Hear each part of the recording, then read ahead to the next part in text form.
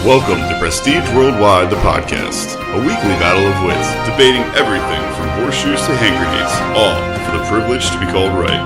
And now, your hosts, Bobo and Travis.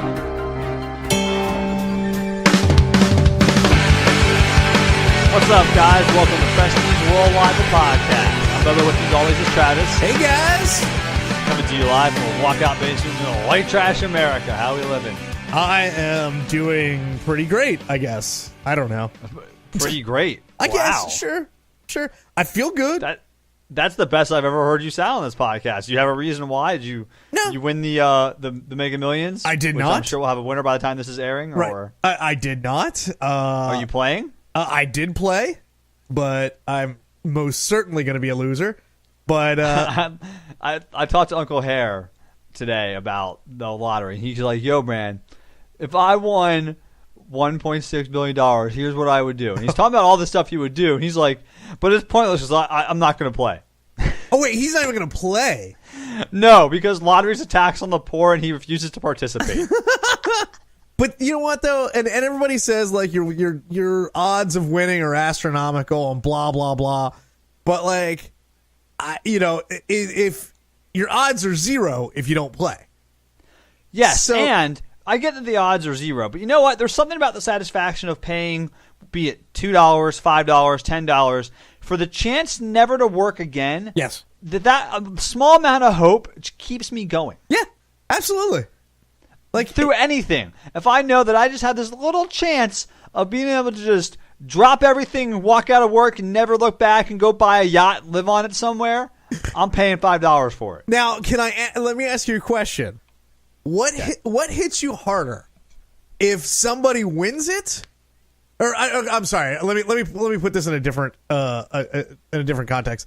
So, what would you rather happen when, like, the next drawing, somebody doesn't win it and you get the chance to play the next one, or somebody just wins it? Oh, no, I don't want anyone to win it except for me. Right, yeah. So, like, you just want to keep going. Like, you feel relieved when nobody won it. Absolutely. Even though it's not you. It's kind of like in Dumb and Dumber. You're like, you're telling me there's a chance. I've been repeating that in my head ever since the Mega Millions got so high. So you're telling me there's a chance. You're telling me there's a chance. But yeah, but Hare won't play because it's a tax on the poor. And then he goes, well, the government should outlaw a lottery. They should make them illegal. And I was like, he's like, it's harmful to society. And I'm like, not that I disagree that gambling is pretty harmful to society, but there's a lot of things that are more harmful, such as alcohol and tobacco, which are still illegal. He's like, I agree. And I was like, we know what happened the last time we tried to get rid of those. Well, and listen, you know what? I couldn't disagree with him more right now, because even if you think that gambling is bad and all that kind of stuff, that's fine. But at least this, like, right now, the lottery is like the first thing on the news. You don't have anything political. You don't have anything, bad happening. It's just about the lottery and how big it is. And you know what? That's pretty great for us right now. So, you can always look at it that way, Uncle Hare. That's true. That's very true. But, anyways, yeah, I'll digress. Let's move on to my favorite topic of all time. Jesus Christ. Which is how I just dominated you pansies in the Fantasy Movie League this week. Yeah, you did. And it pains me to say this, and you're right. I don't know. I feel like you are doing something different this season. Like you. Nope. I mean, other than winning. Like, you're doing something different. Like, you are researching something else. I'm flexing my dominance over all you morons. I'll be honest with you. This it now is moved from I would like to win this fantasy movie league to I just want to see you lose. Like that's all I care about now. Like I will be Big Red's House of Pain. I'll be his cheerleader until our season is over, in hopes that he will overtake you and you will become the loser that I know you are. I have 3 wins on the season. Nobody else has more than 1. That is true. And this week, I beat the closest person by almost $12 million. I just dominated you fools. You did. You had a great week. This season, I was so close to a perfect cinema, by the way. What was the perfect? I was like one movie off. Oh, really? I was and I haven't had a perfect cinema in probably 2 years. Yeah, it's been a long time. Yeah, but I was never very close. Well, fuck you. And I was very disappointed. I think on Sunday I was like, you know what? I'm going to check to see what happened. Because you're starting to check a little earlier. Okay. I usually wait for the email to come out, but like Sunday I was like, oh, you know what? Let me just see what happened, and I saw you were in the number one, so I was like, God damn it! Like why? Why of all times? When no one's been looking, I have been beating your ass all over the movie league court. But now that we have other people in, and now that we're talking about it more on the podcast, now's the time that I decide you can only judge somebody when the pressure is on, Travis. I perform well under pressure. I don't know if you knew that about me or not, but when it's fucking game time and the lights are on, that's when you want me on the fucking court. I mean, I guess I don't, but I'm not really trying to do anything. Like, I'm not making big moves. I was trying to stay kind of conservative, or not even conservative. I don't know. I'm not trying any harder than I was before. I'm just losing more than I was before, which is frustrating. So, and I like to point out that our friend Derp, he went for the Sunday showing of the popular movie, which is always a mistake. Is it? Yes. I did that for so many seasons, Travis, of picking the Sunday because you get more showings of the movie, right? Thinking that people were going to go see it on Sunday. Let me tell you something: they don't see movies on Sunday. Doesn't happen. Yeah. And I love that he got 7th place behind Tim, who again didn't fill out the entire. He left the screen blank. Oh, that's true. Wow. So the Sunday showing does not even beat out when you just don't even pick a movie for the movie. You run out of money. However, he didn't take last place. And who the fuck is Andrice? Who the hell knows? Call in. Let us know. We want to know who this mystery person is, and we want more people. So again, if you want to come join and have the fun with us, fantasymovieleague.com. The league is Prestige Worldwide, the podcast, and the password is Travis Bobo. Yeah. Come watch me lose. Come watch me wipe up. This is pathetic. But God, it's great. I'm just waiting for you to miss a week. Trust me, I will not miss a week. I still can't guarantee you I won't. I don't know. I'm just so in case you care at all, Bobo won. Big Red came in second. Andy came in third. Oh! What? Oh my God! I just refreshed the movie league and we got us another person. Oh, really? Nice. Just now, literally within the last few minutes. Nice. And apparently, it is at Second Breakfast. Nice. I like That's the name. That's a fantastic name. Yes. So welcome our newest participant who has not played this week yet, but you know what? We mostly do week by week because I win more week to week also, so I like talking about that more than anything. So Andy came in third, I came in fourth, and Andrice came in fifth, which Bobo kind of clued me in on something earlier this week that he hoped I had picked my tiebreaker because somebody or myself and somebody else had the exact same lineup. Well, it turns out it was Andrice, and apparently my tiebreaker was enough to how about that? Yeah, it's pushed me into fourth. So Andrice was fifth, Tim was sixth, Derp was seventh, and Frank was eighth. So nice job on the fucking tiebreaker, buddy. Hey man, I did it during the podcast last week. Maybe I'm gonna do it right now again. I would bet money on that. Small victories, buddy. Small victories. That's right. So all right. So speaking of what you had something else you want to talk to me about, you said on the podcast before we get into our topic. Yes, that's true. Okay, so I was talking. I need your advice or your thought on this. So your life is in a shithole. I know. It's not even that. So I was talking with somebody at work, and they brought up. I don't even know how it came up, but the question was posed to me. Would you give? They were talking about a specific person, but would you give this guy a hand job for $100,000? To which I replied, "Fuck yeah, I would. Give me the dick. I'll jerk it off." For $100,000? For $100,000, yes. You could take a zero off that, and I would still think about it. Ooh, maybe. So that was my question to you. I imagine you would do it as well. And but he was so adamant about. Oh yeah, the answer is yes. I don't even need to know who the person is. Yes. Right. Oh no. Yes. It doesn't matter. I'll jerk off any dick. I don't care. Because he was like, how about like LeBron James' dick? You know it's going to be big and veiny. I was like, I don't care. Like whatever. He was like, but you're gonna get you're gonna get the semen all over your hand. I was like, yeah, and then I can buy expensive soap to wash it off. I don't care. Like I don't. But he was so adamant against doing this. I was starting to question my own thought process. But yes, I would do it in a heartbeat.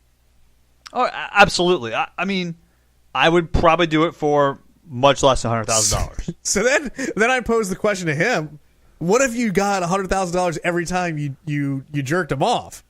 I was like, would you do? Dude, I would have no skin left on my palms. That's what I said. I was like, I'll do it. I'll do it every day. I have no problem with it. And he's like, yeah, but that's gay. And I was like, but on the scale of like straight to gay, that's on the lower end. I'm okay. No. Listen, on the scale of straight to gay, as far as giving a hand job for money, right. I call that a capitalist. Right. Listen. It's not sexual. Like, I have no sexual interest in this at all. I just like money. He brought up the point, but you'll have to see his face as you're jerking him off. And I was like, no, I won't. I'll be reading a magazine with one hand and jerking with the other. Right. Yeah. It's business. It's a transaction. This is no different than me going to an ATM. It's just a very weird ATM where instead of a card and putting in my 4-digit PIN, I just have to jerk somebody off. Right. It's just a lot of semen. But I get a lot more money from this ATM. Yes. Yeah. Oh, yeah. So I like it, and I'll go to that one first. I'm glad to see that you and I are on the same page as far as what we'll do for money. When it comes to money, Travis, right? That's the only thing we really agree on. The best part about it would be is if let's say this is a real offer. Okay, let's say Uncle Hare wins $1.6 billion, and now all of a sudden he wants to get a hand job for $100,000. I'm not saying that he would, but I'm not saying he wouldn't either. However, so what if he created a bidding war between you and I? I wonder how low it would go. And would you do it to your brother? Ooh.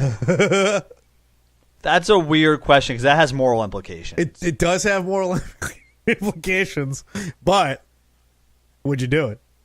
I don't know. Yeah. That's a weird one. That is yes. I agree. The amount of money in that one is absolutely a factor. Yeah. So say it's different if it's a random person. You know what I mean? But so say it was a stranger. How low do you think they could get us? Oh, I would definitely be in the 5-digit figures. Okay. I mean, but you said you could take a zero off of that number, so you're talking $10,000. I think for $10,000 I would give someone a hand job.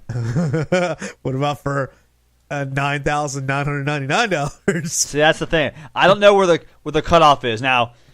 Yeah, I don't know either. That's the funny part about it. Obviously, it's different when the money is real. Like if you had a stack of 500 $100 bills, right, in front or 500 $10 bills or whatever, right, in front of me, and you're like, here's $5,000 cash right here on the table to just jerk that wiener off. To just fucking grab that hot dog and do the Bavarian heating up hot dog thing that the chick does in Beer Fest. Yes. I was also asked. I mean, that's $5,000, bro. I was also asked if it made a difference if I had to use my own spit. If I had to spit on his dick. I was like, hell no, it doesn't make a difference. That's not a factor. Yeah, hock a loogie in it. I don't give a shit. I mean, I don't know, man. Oh man. Anyways, well, that was the question that I had for you. And put it on the poll. Would you give another hand job for $100,000? That's going to be our poll this week? Yep. Okay. I want to know if people call in 747 banging. Would you? And if yes or no, how high or low would you have to go? Sure. Absolutely. If you're a chick, then you got to find a comparable thing. You know what? I feel like now these polls, at least last week and this week, is just a test to see what kind of graphic I can come up with to go along with it. Yeah, I like that. if you saw this week's, I really wasn't sure. I did search pictures of assholes because I was wonder if I could use like a picture of an asshole and nobody would actually know it. But I ended up not going that route.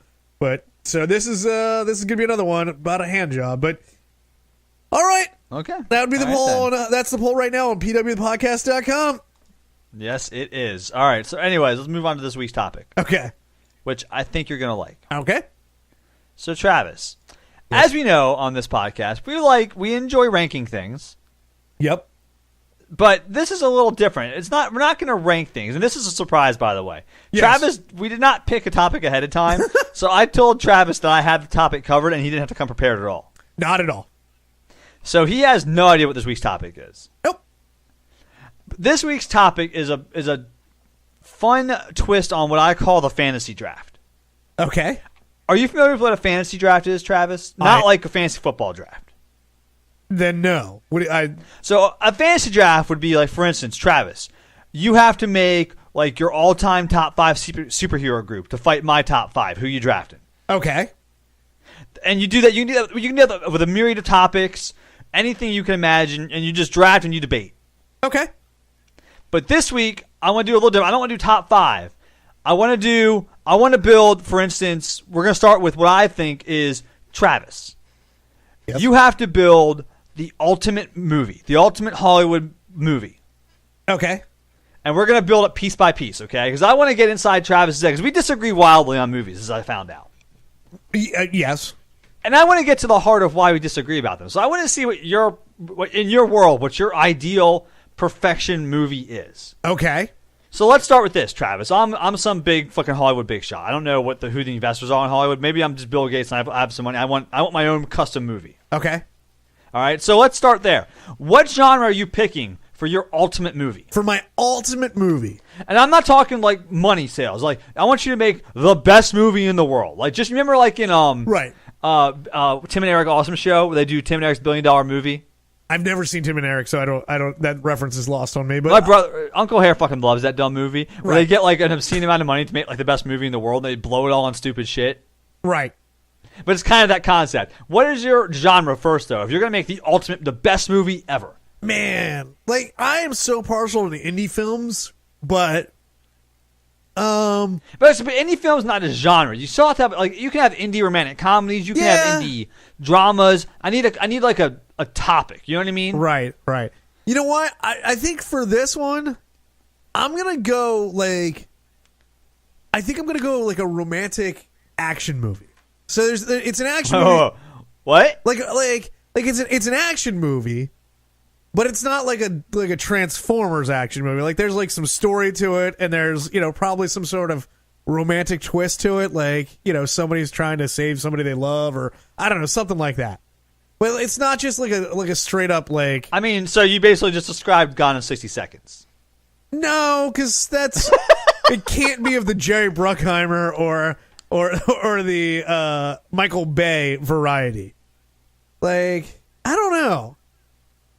But I'm trying to think of, like I'm trying to like take like examples of movies that I love to see what I can come up with. Like that's the idea. Like I love the movie. Probably my favorite movie is Eternal Sunshine of the Spotless Mind, which is not an action romantic comedy. No, but there's an aspect of romantic to it, and it's kind of weird and which I kind of like. But like I don't. If I had to like go with a second favorite movie, god damn, I don't know. Man, I don't know. I really don't.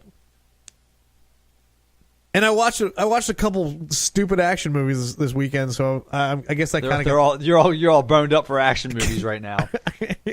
I watched War for the Planet of the Apes. Any good? It was pretty good.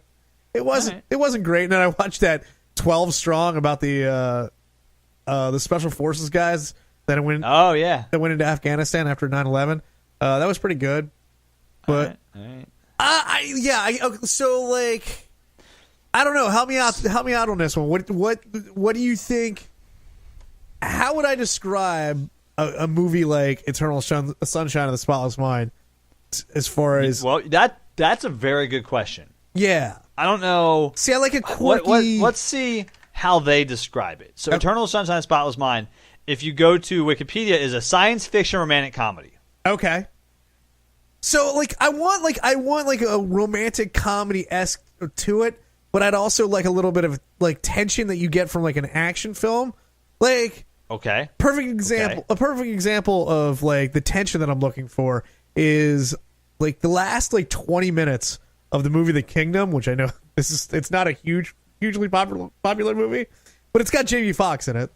So, right. But it's so like, get your palms all sweaty. It's a really good ending to the movie. But so like I'm looking for something like that. Okay. Interesting. I'm surprised that your all-time, like, if you could make the best movie in the world, it would have romantic comedy in the genre in any shape or form. I'm a pretty big rom-com fan, actually. Really? Yeah, like and like most, I would say most indie films are rom-coms. They're just not your cheesy rom-coms. Cheesy is what I don't like. Let's call this. Let's call your movie. I'm writing this all down because I need to know this. Okay. Okay. We're gonna call it an indie romantic comedy with suspense / action / thriller aspect. Yes. One of those. You need some suspense somehow. Yeah, like a little tension there. Yeah. Tension. Okay. Gotcha. All right. So now we've got your genre. All right. Right. Who's directing it? Ooh, that's a good question. I'm trying to think. I used to know like all the directors, and I'm trying to. So who's going to direct it? There is. If I wanted it to be weird, like with that set of parameters, Quentin Tarantino would make a really weird film. Oh, that's a good, interesting. Yeah, so like good old QT. All right. We'll go with Quentin Tarantino. I feel like that would be. That is a twist I did not see coming, and those are the kind of twists you're going to need in a movie like that. Yeah, see, I'm not on board with the genre, but I'm on board with the director. I'm a big Quentin Tarantino fan. Oh, although yeah. I feel like recently, sometimes he gets a little weird just to be weird. It doesn't come out in his movies so much as his speech and his mannerisms outside of films now. Oh yeah, see, I don't really know anything about him like outside of his films. But he seemed like it used to be a pretty cool dude. Now he seems like a little bit of like a Elon Musk character. I don't know. Gotcha. So you hate him? Which is like the most insulting I could ever say about somebody. Yes. Okay. All right. So we got the genre. We got the director. So who's the actor? Who's going to star in this romantic comedy, action, suspense, indie genre directed by Quentin Tarantino? Yeah. Oh, you know what? Or do I want? Hold on. I'm still thinking this director thing because. Okay. Hang on. We got a revision here. Because like you could do like Christopher Nolan. You could. Or the Coen brothers would be good at that. I'll stick with Quentin Tarantino. Let's just go. Let's go from there. Okay, so you need a lead actor. Is that correct? You need a lead actor. And how many spots am I filling here? There's gonna be you're gonna fill out a decent amount of the cast. Okay. So my lead actor, I am. I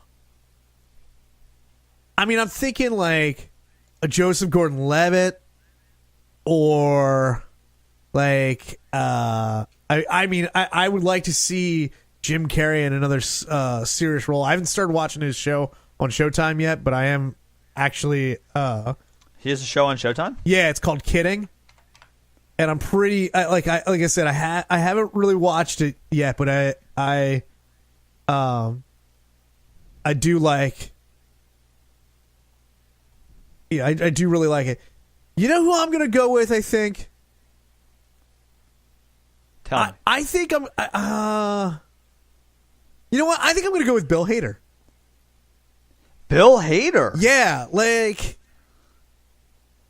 for some reason, he just pops in my mind. I mean, he's already done that movie, hasn't he? Like what? Which movie? Trainwreck? And this isn't a train wreck. I mean, it's more action than Trainwreck.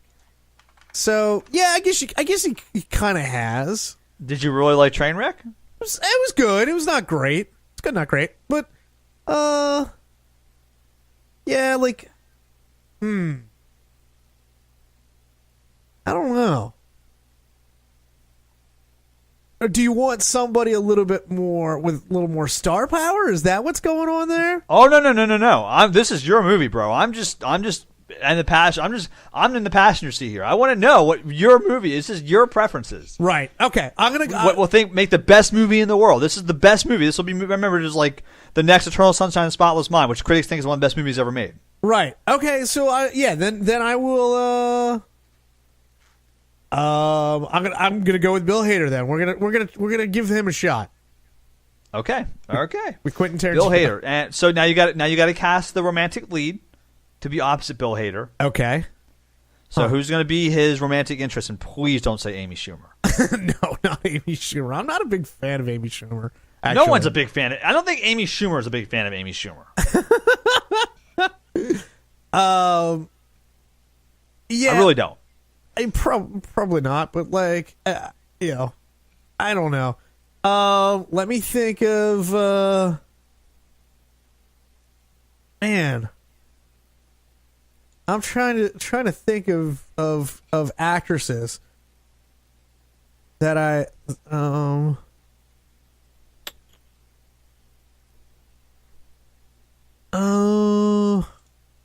this is hard for me because I'm trying to think of like movies that like I've seen lately that I've liked. I tell you what, I think who would make a good lead actress with Bill Hader? Maybe like Aubrey Plaza would go. Who the fuck is that? For the girl from Parks and Rec. Aubrey Plaza is Chris Pratt's girlfriend in Parks and Rec. I forget what her name is. Aubrey Plaza. Yeah.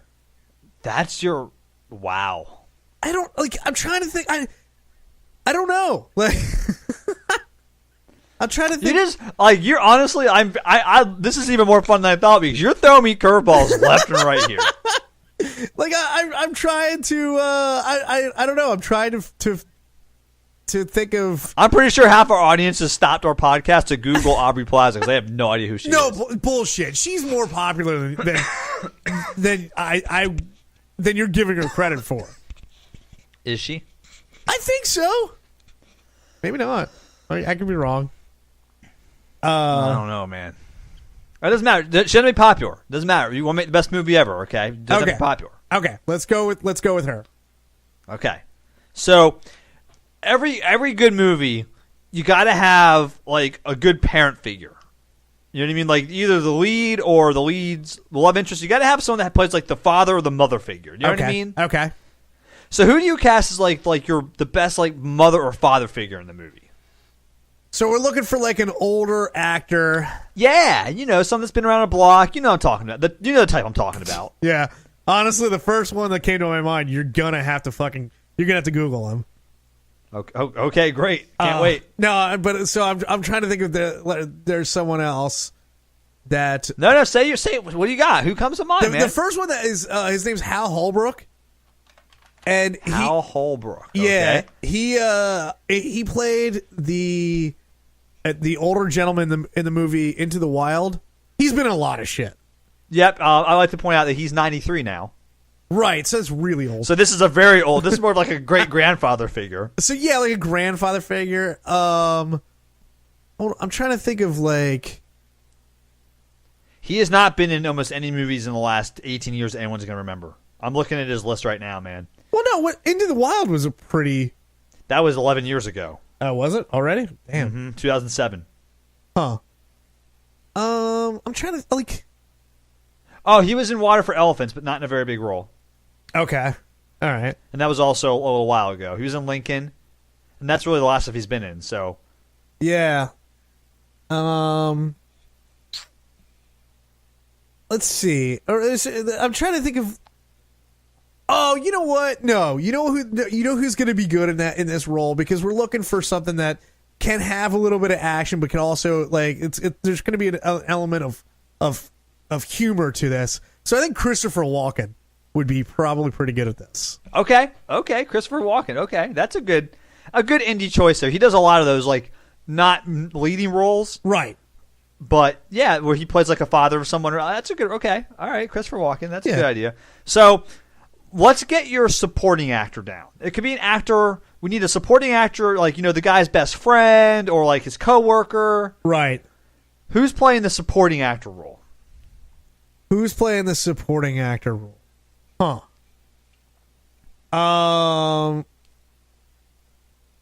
We're looking for a best friend type or a.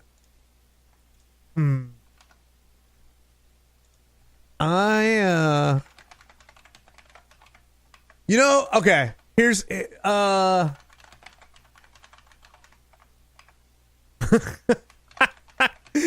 This is gonna be weird because again, it's another actress that you're gonna have to Google, but I'll try to my best to explain her. And her name is Jenny Slate. Jenny Slate? Slate, yes. She is from the. Everyone pause it again and go look up this person that Travis knows about. She's from the Kroll Show. Oh wait, what? Yeah, she's from the Kroll Show. She does the publicity one. That. All right, now I'm on board. Yeah, I feel like she'd be a really good. Yeah, I think that would work out. Now I'm on board. Jenny's okay. I know who you're talking about because I love the Kroll Show. But again, people, you're gonna want to Google her. I know. I'm curious of where we are with the audience at this point. Are you still on board with this? Because half of them are I don't even know what this is. So yeah, I know. I'm terrible. Also, with this. I specifically gave you actor, and you gave me a girl. Did you want? Oh, you wanted an actor can be somebody a guy or a girl. Well, that'd be an actress. Well, it can be, but an actor can refer to both of them. You know what? You're right. I did not specify. So I need to have the other lead's best friend. It could be two girls. It could be two dudes. It could be a fucking pet. I don't care. Okay. All right. So then the other best friend, and this one I hope you don't have to Google. But Jason Mantzoukas is going to be the guy, and if you don't know who he is Rafi from The League. He also played the friend in that movie The House that wasn't bad. He was a great part of it, but it really wasn't that bad of a movie. Wow. Okay. Now we gotta fill out one other role. Okay. And I want you to give me if you need a character actor. You know what I mean? Okay. We got to have in the movie somewhere. You got to have a good character actor who's just that role in the movie. He's just an actor's actor, right? And he'll play the part and he'll be the part, not just the lead but you just in whatever role he's in the movie. It's oh shit, that guy was born and that's him. That's the role, and every role is like that with him. You know who I immediately thought of when you said that? Shit. Now the name just escaped me. Oh, Sam Rockwell. Sam Rockwell. Now, Sam Rockwell, I believe. I mean, yeah, he's really, yeah. Yeah. If you look at his filmography, he's in a shitload of movies. Right, and if you don't know who he is, he was in. I think the latest movie that I saw him in was in Three Billboards. Yes, yeah, outside of Ebbing, Missouri. He was amazing in that. He was the kind of the bad protagonist in The Green Mile. Yep, he was. Yep. Yeah, he's been in a shit ton of stuff. But you're right. He's always one of those guys who's just in supporting roles and just slides right into the movie and you don't even notice it. Yeah. Yep. Okay, he is exactly what we're looking for. Sam Rockwell. Okay. All right. Do you want to recap? I mean, to recap here what you've created. I think you probably should, but so we've got a indie action rom-com directed by Quentin Tarantino, right? Starring Bill Hader and Aubrey Plaza, with Christopher Walken, Jenny Slate, Sam Rockwell, and Rafi. Jason Mantzoukas. This is like a fucking Mad Libs gone wrong. It is. Oh, absolutely. You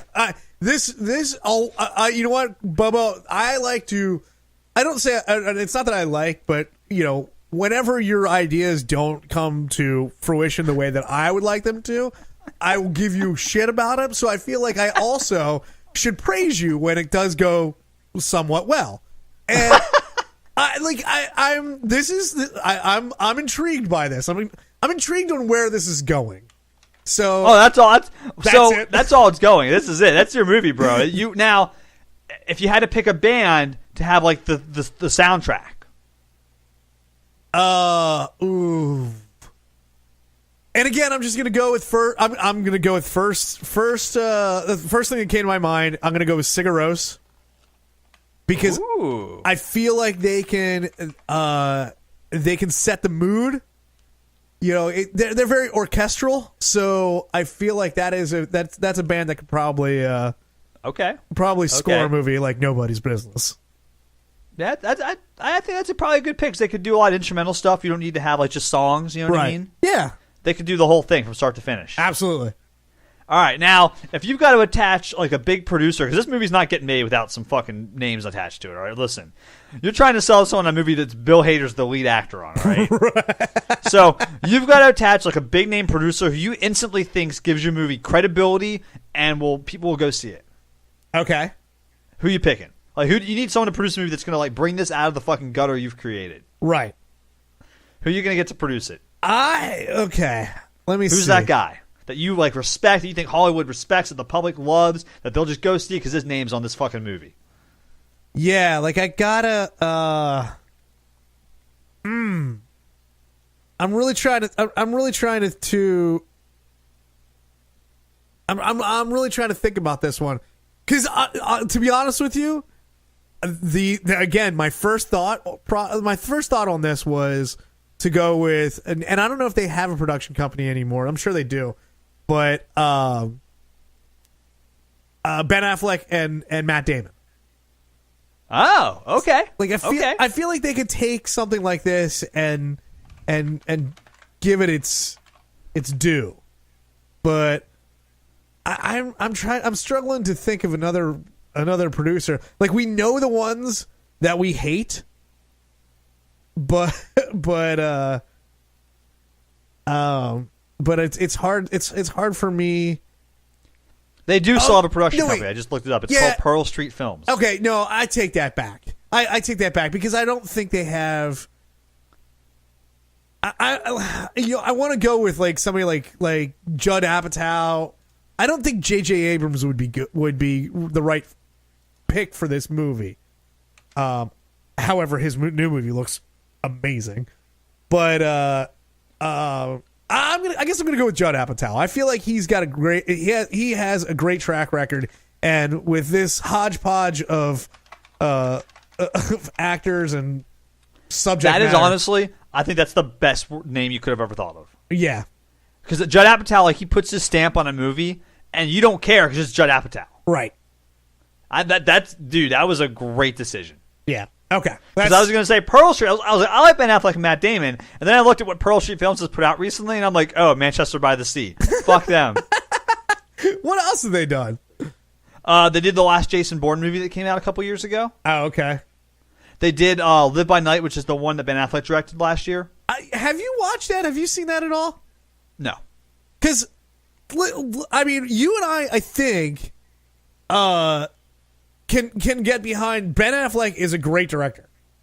I think he's a fantastic actor too. I'm a big Ben Affleck fan. Right. So. I'm right there with you, and like, I kind of want to see that movie, although it did look like a pile of garbage. I have not looked at it. The reviews look bad. Yeah. So I honestly I don't know. Like I like those kinds of movies though. Right. Like Yeah. that's kind of it's a crime drama. I'm into that genre. But the fedora looked stupid on him, so that's why. Yes. But it was a period piece, so they're trying to make it authentic. So and fedoras get a bad rap now because of neckbeards wearing them. But Yeah. I like that genre though. So I might not be the best person to ask about that. Right. So don't judge it on me. And I also think Ben Affleck is the lead in that too. I'm not big on movies where you direct and star in it. Although Fargo was awesome. Fargo was or not Fargo. Argo. Oh shit, Argo was a great movie. Ah fuck. Argo was great. He was in that, and I feel like there was another one that he directed that was really good. But I could be wrong on that. Well, no. I mean, the last Jason Bourne movie was okay. Manchester no, he didn't direct Manchester by the Sea. What else was he directed? He didn't do the last Jason Bourne movie either. He did like. He did Gone Baby Gone. Gone Baby Gone, which was great. That was a great movie. Yeah. So. He also did The Town. Yes. Oh, The Town. And that's the other Okay, one. I lied. He's great in every movie he directs. Why have I not seen this movie yet? I completely just forgot every single fucking great movie he's in that he actually directed them all. Right. Shit. I know. So. Oh, also he did Gone Girl. Oh, that's right. He did. And he was in that too. Fuck. Man.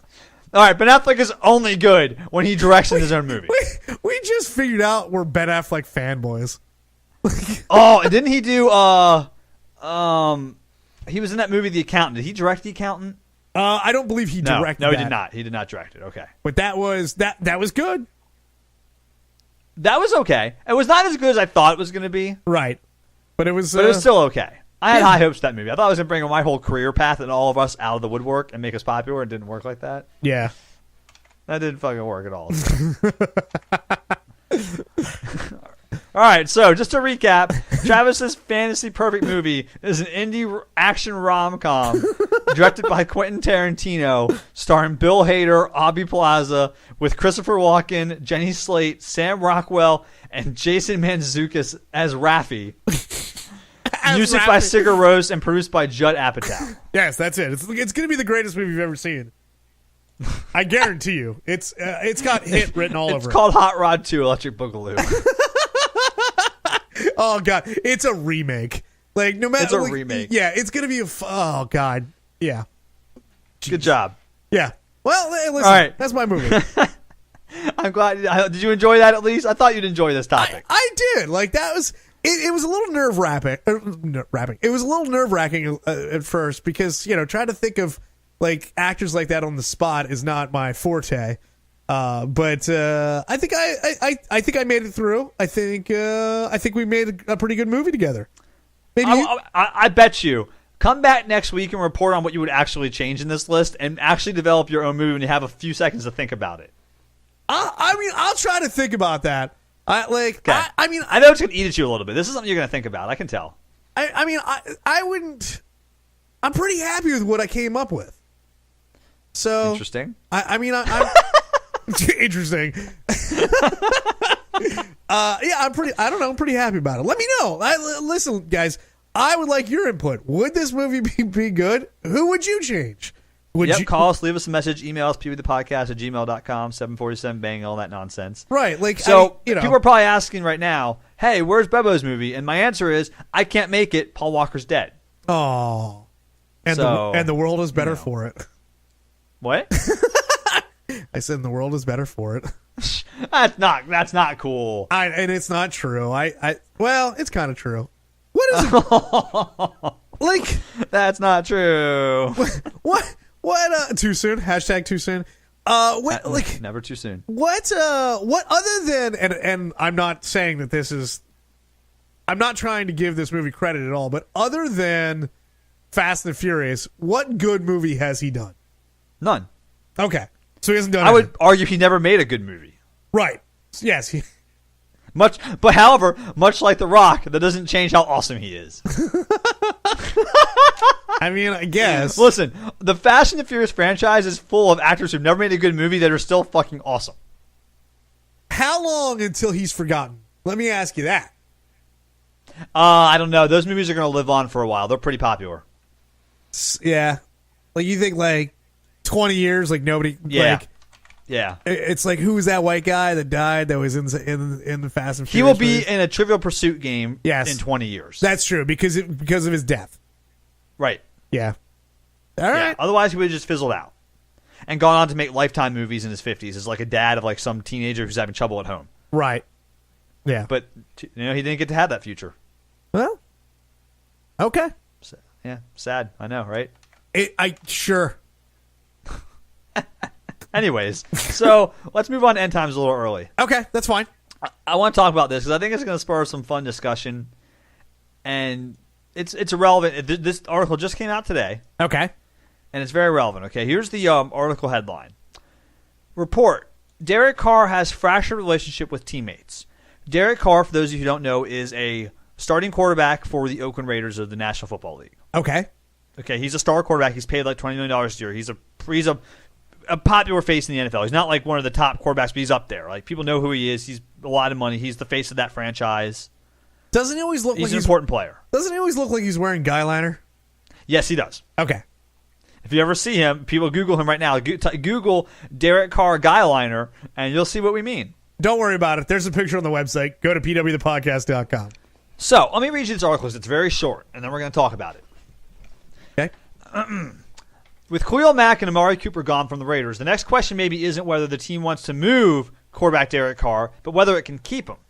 Mark Thomas II of TheAthletic.com reports that Carr currently has a, quote, fractured relationship, unquote, with his teammates. This is where the story gets interesting right here.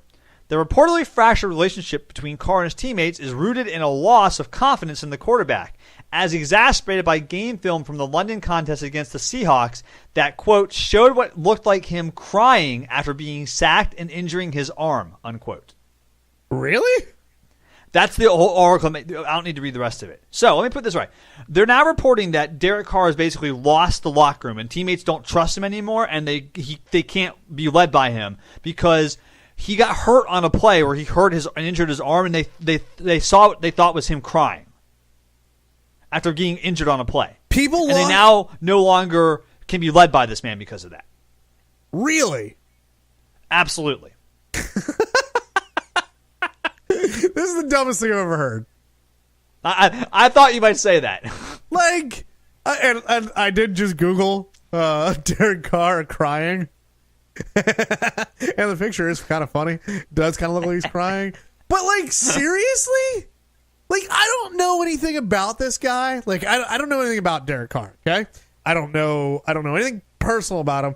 But I would have to believe that if I was on a team with somebody and they got hurt and cried a little or cried a lot, I don't think I would lose confidence or respect in him. Well, and let's put it this way. It's not just getting hurt. Like, he got sacked by, like, a 275-pound professional athlete. Right. You get landed on the wrong way and get injured by a man of that size, it's probably going to really fucking hurt. Well, didn't he? And it said that he fractured his arm on that play, so it broke. Right. Yeah, it hurts. Like, right. But I mean, who gives a shit? Like, I guess. I was going to say, who gives a shit? If he cries, he cries. But even in like this context, I think it's fully warranted that he sheds a couple tears. I just want to point out that this is why professional athletes are fucking morons. Right. Like, they're going to move on from a quarterback who the team's invested millions of dollars and who's led their team for years because on a play where he got injured, he momentarily cried because it hurt so much. Now, here's my question. How's Oakland doing this year? Terrible. Okay. And does it look like it's his fault? Somewhat. Okay. So, but they're not saying that's the reason why. They're saying this is the reason. All right. The report is it's only because they've lost confidence in him because he cried after being hurt, basically.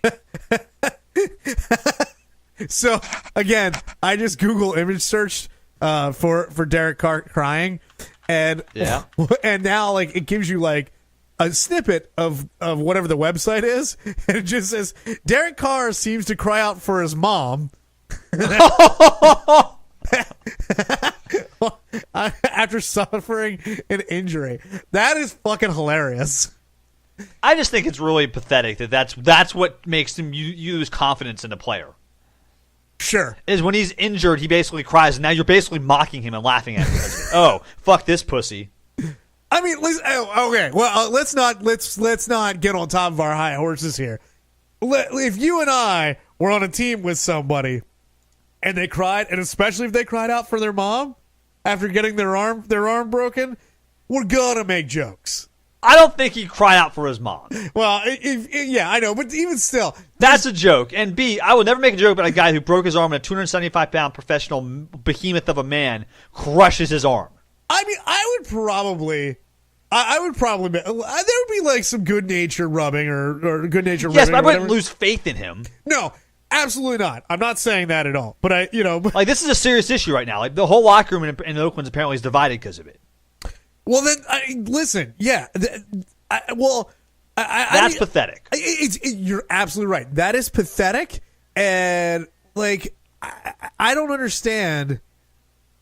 It just seems like that there's a disconnect there. You just walk in and be like, guys, you're getting paid millions of dollars to play football, and somebody just got hurt. Is this really what we're going to argue about? Like, can we not argue about losing? Because it seems like you guys have done a fair amount of that this year. That's true. So yeah, like I don't know. It just seems so stupid. I thought it was really fucking dumb.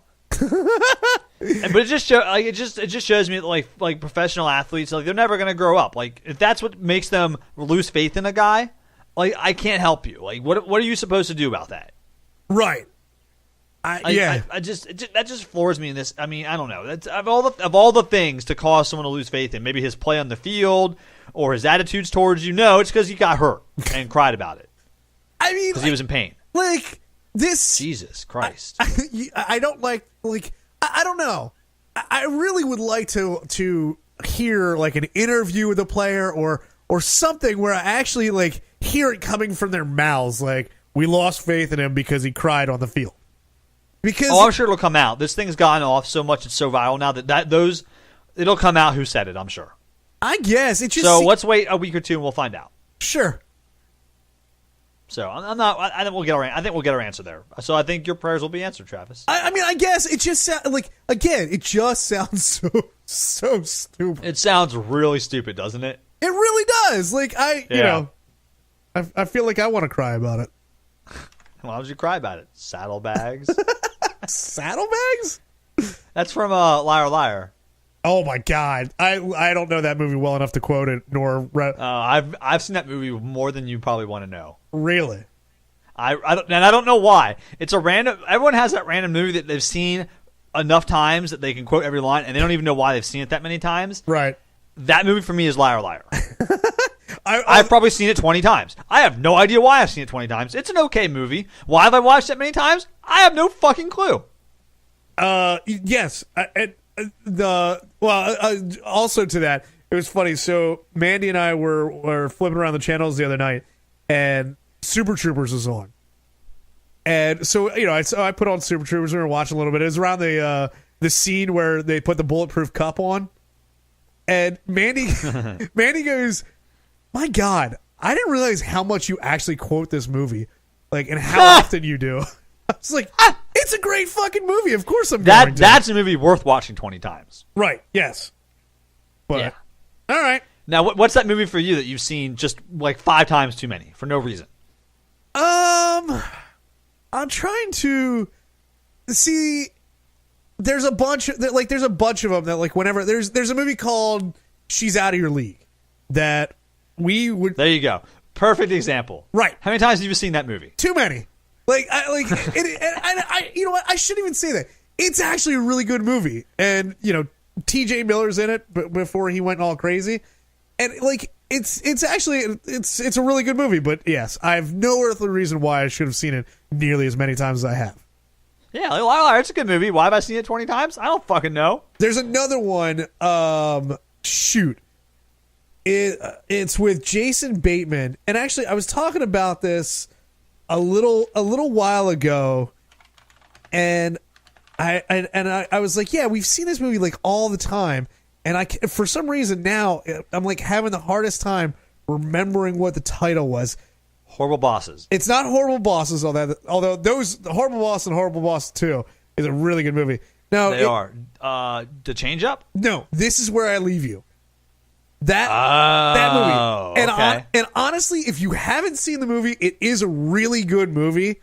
It is a good movie. And but that one was on TV or on HBO or whatever for 3 months straight. And for some reason I kept watching it every time it was on. It's a great movie. It is a good movie. Yeah. So Okay. I mean, yeah, but you need to see it more than like twice in your life? Probably not. probably not. No. It's a funeral comedy. When there are not many of those out there. That is true. I mean, there are a couple though. What's that other one with that with the Chris Rock's in it? The one with Chris, is it Death? Yeah, something. They all go to a funeral. Death at a Funeral or something like that? Yeah, that's it. Death at a Funeral. I've actually never seen it. But I think I've seen it once, or I saw part of it, and I was like, I'm not sure why I'm even watching this movie. It's Death at a Funeral. Yeah. Another rare funeral comedy. Right. Not many of those out there. It's a heady play making a funeral comedy. All right, the number is 747 banging. 747-226-4464. Go ahead and call in and tell us what movie you've seen like 5 times too many, and you just don't know why, but you just seem to have watched it way too many times. Right. Everyone has that movie. Mine's Liar Liar. Travis's is This Is Where I Leave You, or whatever other movie he watched. I don't even remember the name of. She's Out of Your League, I believe that's called. She's Out of Your League. Yeah. That movie. One of those two. Everyone else has that movie. Let us know what yours is. Go ahead, number 747 banging, or you can email us, pwthepodcast@gmail.com.